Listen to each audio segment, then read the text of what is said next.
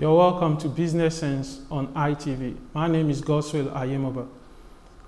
Our program Business Sense is a program where we bring business and finance issues to the average Nigerian, breaking down global business terms and global business concepts, as well as business policies that affect the everyday man without his knowledge.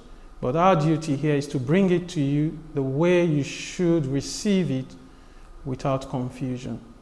And with me on our second episode is Mr.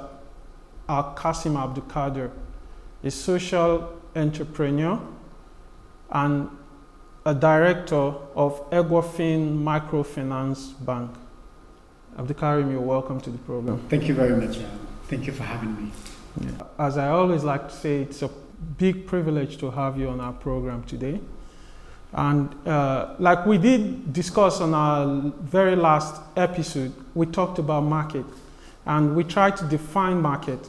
And a summary of it, like we concluded, is market is the exchange of goods for service, and most times goods or services in exchange for cash, money, currency in whatever form. But there's that satisfaction that must be felt once this exchange is carried out. In any way you want to think of it. And here with us today to discuss the concept of market today with me is my very good friend, Al-Qasim. Al-Qasim, in all that we've said, when we talk about market, to the average woman, housewife out there, it is strictly the market where she goes, get foodstuffs or household item for her everyday use. But there are a whole lot of other ways people see market. You know, the average economist out there would talk about market in an abstract form. And our new age, these days, when you say market, the first thing that comes to their mind is the Amazon. Amazon is a fantastic market where huge volumes of trade go on. But in your way, broken down, considering all the people around you, what do you think a market is all about? Just like you have rightly described, where you have Amazon, where you have the wholesale markets, where you have the international trade in either gold or petroleum products or crude oil and all that. These are all market.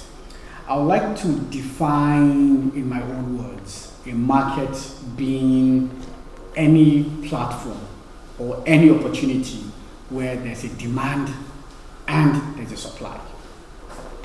Anywhere we have those two factors coming together, we have already created what is known as a market. Because people have needs, people have wants. The people who will come and supply and satisfy these needs and wants will become the suppliers. When these two people meet, a market has been created. So for example, every morning along the Mabushi Expressway, you see hundreds of people coming out with hammers, with shovels, with diggers, sitting by the roadside, waiting for supervisors and foremen to come and hire them for the day. That's a market. So if you are thinking of an abstract market like the labor market, that gives you a perfect example of what the labor market is. Because they have the demand, they are meeting the demand of the building industry in a place like Abuja. You know? So also when you go to the less built up areas, you see people selling frying akara, selling pap and all that. And then people come for small money, 100 naira, 200 naira, they buy this to be able to nourish themselves for the day. So also is the international gold market. As crude oil prices are getting low, gold is picking up. You know, so all these are definitions of markets. The forex market, for example, you know, the speculators, the people at Zone 4 who are the parallel market, the interbank traders, the CBN, all of these are players in the forex market. So anywhere there's a demand and then the supply side, a market has been created. There are other players who don't even participate in this buying and selling, who don't participate in this demand or supply side. They just sit down and speculate. That's why, for example, land is very, very expensive in Abuja, because they are speculators. There are people who just sit down and say, you know what, the going rate for land in Maitama is 100 million naira. If you don't have 100 million naira, don't come near there. The going rate for land in Gwagwalada is 2 million naira. They don't own any land. They are speculators. So they aid in creating the market. Thank you very much. Be that as it may, our point in this program is to be able to carry the everyday man along. Yes. That's a word we will use a lot of time as this program continues, even in these episodes and episodes to come. Now, from the way you're explaining it, it sounds like to be involved in the market, you need to be well structured, well informed, and focused on any aspect of the market you pick on. Yes. To deal with. But now, considering the average Nigerian whom we want to reach with information from this program, yes, how prepared do you think the average man out there on the street is ready and willing and equipped enough to deal with the market out there for them? Because for me, like I said in the other episodes, one thing I learned greatly in my little studies is the fact that for you to know your market, you need to research it in depth and also gather information which should readily be available out there on the internet and in every single book or establishment you approach for information. Yes. But around here, we know that a couple of entrepreneurs out there find it very difficult, whether as a factor of orientation, education, or interaction. Yes. They still find it very difficult to either put themselves together to carry out in-depth research, or to be able to reach out to those people who they would have loved to take part in their market. Absolutely. So, what do you think we as a society, yes, who are on this end of providing information for them, or as organizations, like some I think you must have dealt with or represent in some time past, what do you think we need to do to be able to carry along that young entrepreneur, that very semi-literate woman, yes, out there who is trying to gather all her resources and make a step and have a portion of her market or her trade out there for the people to make sense for it? Absolutely.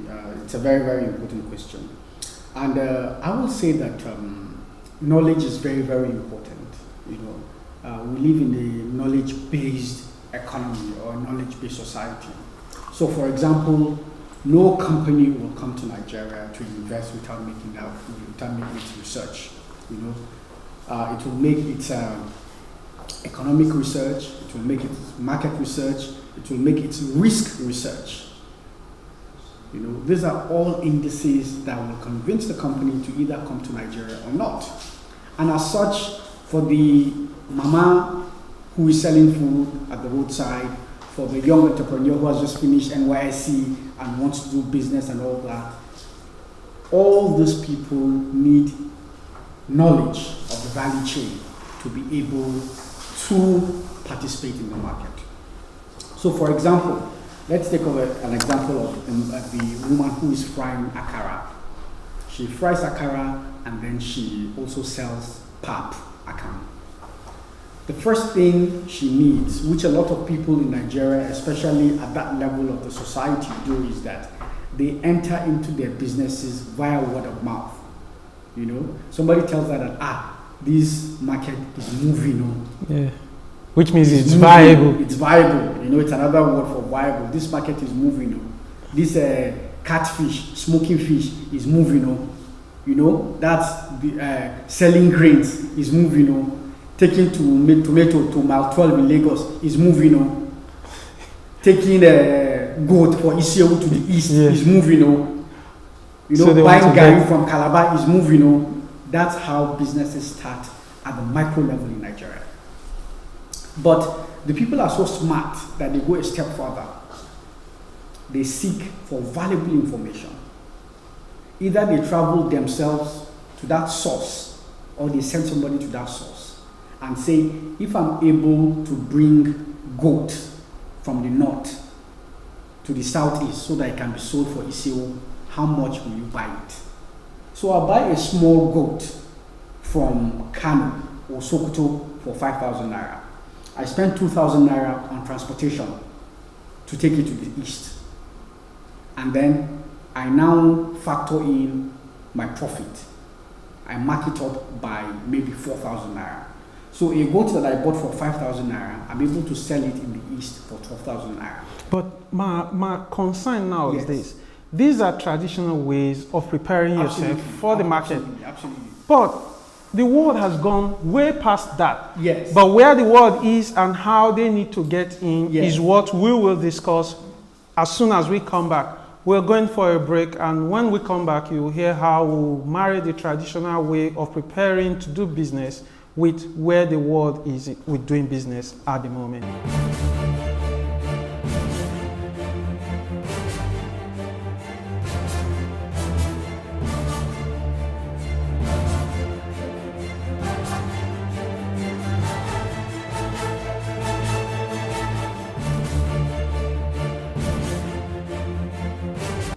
So, Mr. Al-Qasim Abdulkadir, you're welcome Thank you. again to the program.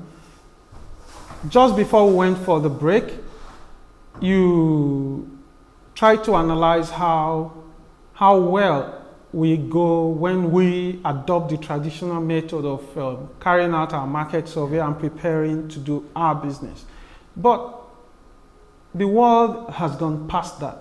And even when our institutions acknowledge the fact that that is where their clients and the people the government want them to carry along are, yet a lot still needs to be done to be sure that these people get on the train so that we all move in the right direction. Absolutely. Because the world is not a very forgiving place when it comes to mistake. So when you're still lying in the old ways, the world is moving along.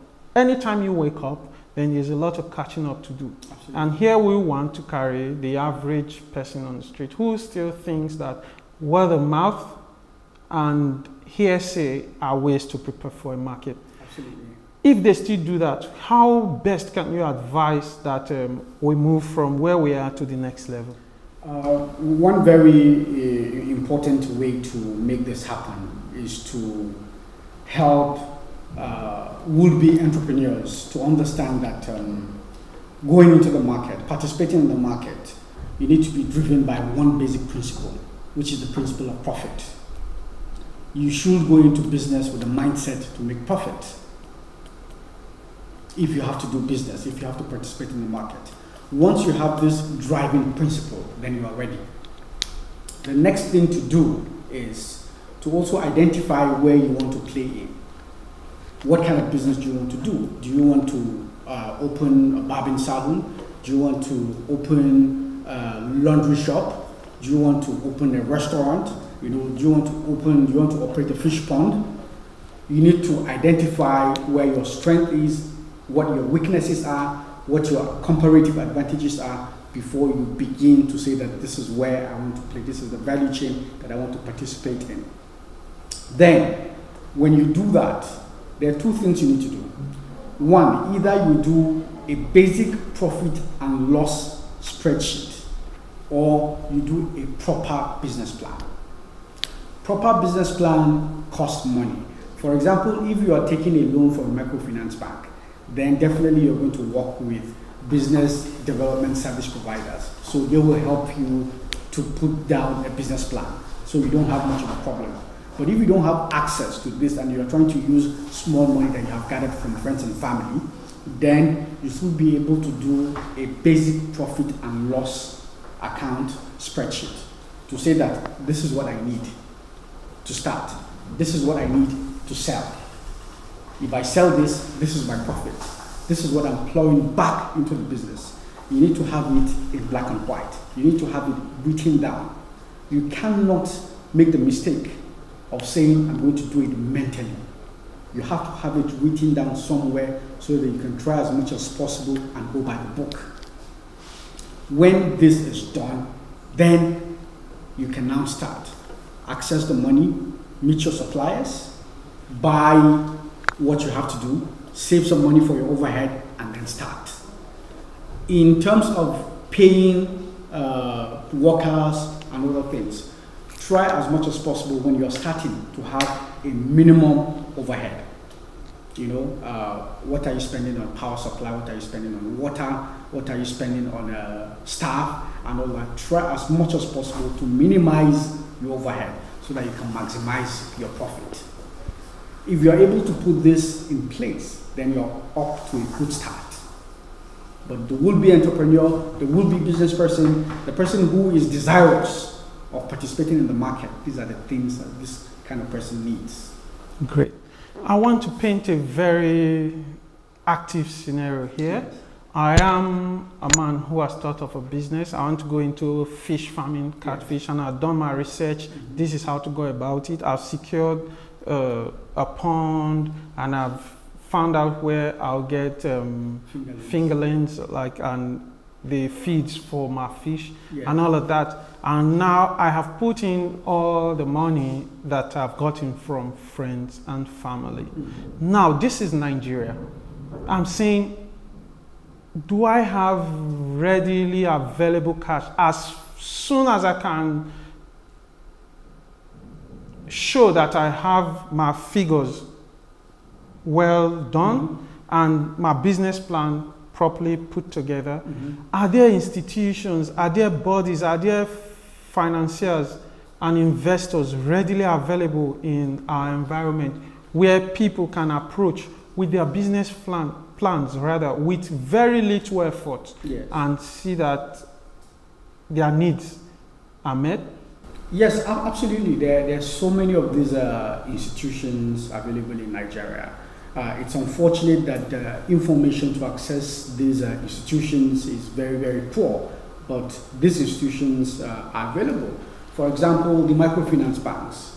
These microfinance banks are set up to be able to stimulate the local economy.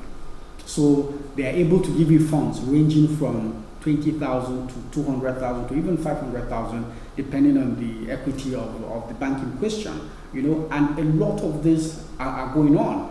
Some of them will say that we have to operate your account for 2 months or 3 months and all that. But indeed, microfinance banks are available even in Abuja, in most cities and all that, and they're doing businesses with small and medium scale enterprises. That's on one hand.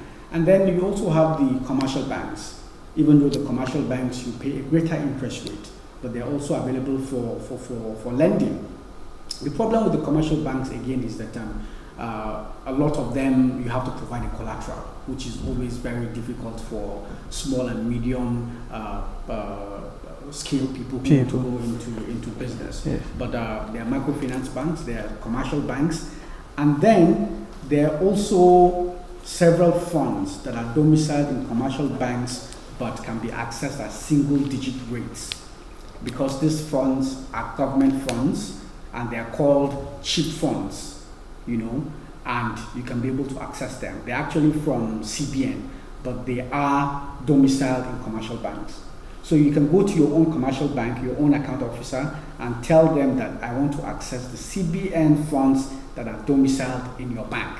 And this has single-digit interest rates. And then there are also other institutions like the Bank of Industry, like the Bank of Agriculture, like SMEDA.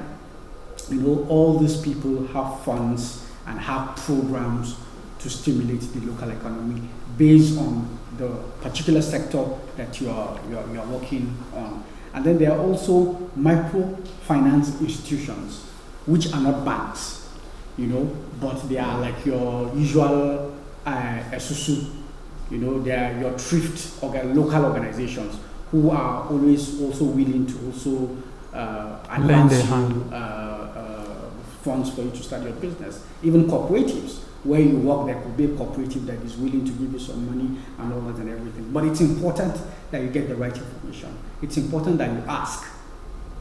When you ask, you shall be given. But you have to ask first. Yes, but even when I have my doubts about just ask and you'll be given. Now, what is very fascinating about what you've just said is the simple fact that there are single digit interest rate loans that we can access in this client. Absolutely, absolutely.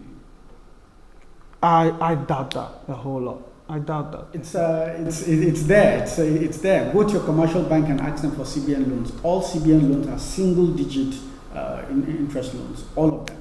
So I will promise my viewers that in our very next episode, in fact, our opening line will be how easy it is to access any single digit loan, even for you as a small scale business enterprise or a medium scale business enterprise, how easy it is for you to access a single digit loan in our banks in Nigeria. But now, even when we try to access a single digit loan, I am quite sure it will not be less than 7, 8, or 9%. Absolutely, absolutely. We are saying, let's rub our minds and see how businesses are done on a global scale and see how we can move up on that ladder and measure up. Yeah. But I tell you, a couple of societies in Europe are operating a 0% interest rate. Absolutely.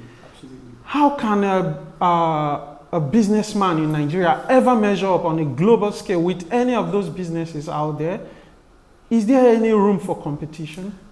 It will be very hard to compete with these people, but also you cannot divorce man from his environment, and you cannot divorce the Nigerian businessman from the Nigerian business environment. This is the same country where we have had businessmen who have taken loans to go and marry wives, who are taking bank loans to go and buy big cars and build big houses, and not use the loans specifically for what they took the loans for. You know, this is the same country where we've had several banks go under because of sharp practices, because bank directors, because bank customers and other clients have not been able to follow due diligence and also corporate governance. So all these things have come together to make it very, very difficult for the system to trust each other. So there's a trust deficit in the business environment in Nigeria. The client doesn't trust the bank doesn't trust the client, the environment is harsh and everything. So it is within the same system that we still have to operate. And as such, we'll get there someday, but not now. But you really do believe we'll get there? We'll get there. We'll get there. If we will get there, we will know. We will continue the program right after this break.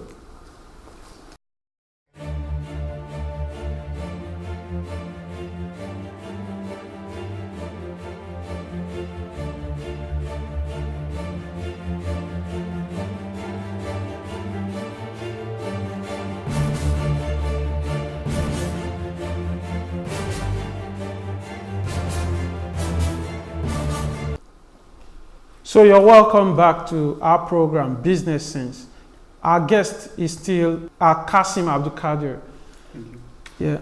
Yeah. During the break, I just tried to share with you how well are some of our organizations, like the ones you mentioned, the Bank of Industry, the Bank of Agriculture, SMIDAN, and even the CBN, how well are they doing to see that information get out there to the people who really need this loan? Because I visited an office earlier this morning, and all I remember the man said was, about us in Nigeria, it's workshop, workshop, workshop, workshop, same result, same result, same result, same result. But at the end of the year, there are funds unassessed in most of these organizations which are mopped up and taken back to the government coffers, and that is not what they are meant for. They were meant for the society, and even not 100% return on investment is the government expecting. At least a 90 to 95% is good for them. That tells them the society is engaged. But here we are, no huge percentage of usage of these funds is reported, and yet we all think it's fine year in, year out. How well, and whether very well or very little, what else do you think they need to do to pass this information to the average man and woman out there who is watching this program, so that the aim of the government in doing this is met? Absolutely. I totally agree with you. The communication is quite poor, is relatively poor. The aim of communication is to be able to pass a message across. Are they passing a message across? I don't really think so. So what needs to be done is we should devise means of breaking this communication down. A lot of these very beautiful schemes are buried in a lot of grammar and a lot of graphs. What we should do is to find ways to be able to make these messages accessible. If it means in doing jingles in Igbo, Yoruba, Hausa, Tiv, Fulani, Nupe, Name it. Edo, any other language and all that, I think it will be really, really nice. It's all about communicating. We should find very, very imperative ways to be able to ensure that these very laudable schemes get across to the people. I think we're not doing enough at the moment. Thank you very much for that observation. And what that actually means is there should be this clarion call from the organizations involved, especially our finance organizations, a clarion call that should be loud enough to reach out to every nook and cranny of our society, calling the people and letting them know the opportunities that are involved. And we, on Business Sense, will not hesitate and will not be found wanting in sending this message.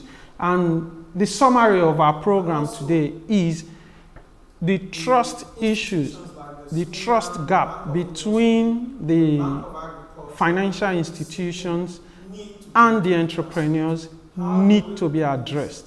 We need to make ourselves trustworthy as entrepreneurs so that financial institutions will be relaxed in dealing with us and dealing with us openly. And also, the institutions like the SMIDAN, the Bank of Industry, the Bank of Agriculture, and even the CBN need to get to the grassroots. How they will do this are things that we all need to research into collectively as a society and see that the everyday man is carried along in this quest to take Nigeria to the next level in its finance and in its dealings economically. Thank you for joining us on this program today. Hope to see you next time on our next episode. Goodbye and God bless.